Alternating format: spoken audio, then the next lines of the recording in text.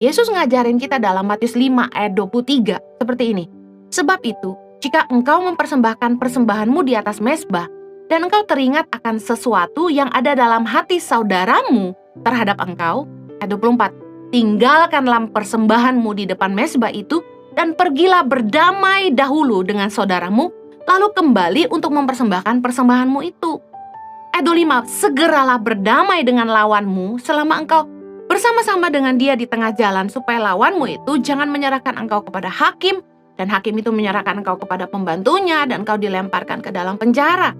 Aku berkata kepadamu, sesungguhnya engkau tidak akan keluar dari sana sebelum engkau membayar hutangmu sampai lunas. Yesus ngajarin kita tuh sebagai anak Tuhan harus punya inisiatif untuk berdamai dengan musuh kita. Mempersembahkan korban, bicara soal gini, percuma kita beribadah kalau kita bermusuhan sama orang. Tapi yang kita harus fokus tuh bukan gini, bukan perasaan orang lain aja terhadap kita, tapi bagaimana inisiatif untuk berdamai itu harus lahir dari hati kita. Kita nggak boleh nunggu orang lain.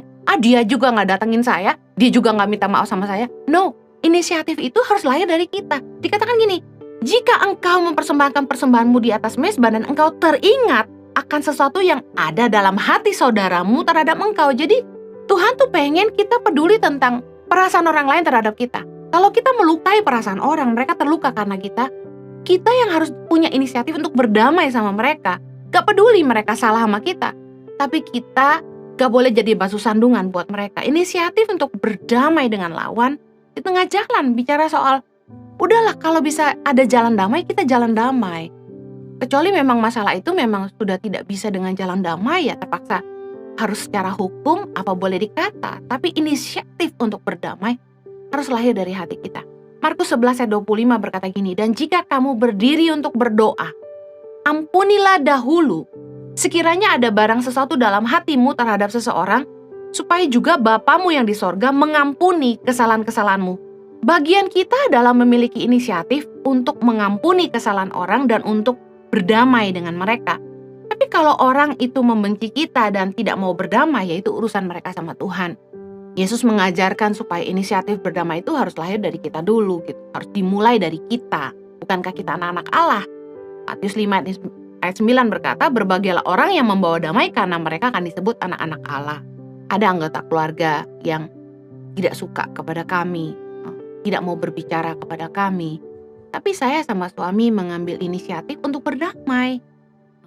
Kami datang, bawa oleh-oleh. Meskipun di telepon tidak mau ngangkat, di WA tidak mau balas, kami tetap antar ke rumahnya, yang terima anaknya. Meskipun dia tidak WA untuk bilang terima kasih ataupun apapun. Paling tidak, saya sama suami tuh berusaha berdamai dengan semua orang. Pengen jaga hubungan baik dengan semua orang. Kami tidak mau bermusuhan dengan siapapun. Kalaupun orang itu tetap memusuhi kami dan tidak mau berterima kasih ataupun apapun, bagian kita adalah punya inisiatif untuk berdamai dengan mereka. Kalau mereka tidak mau, ya terserah mereka. Yang penting kita harus mengampuni, dan inisiatif berdamai harus lahir dari hati kita. Nah, Yesus ngajarin sebagai anak Tuhan tuh kita punya inisiatif untuk berdamai dengan orang lain.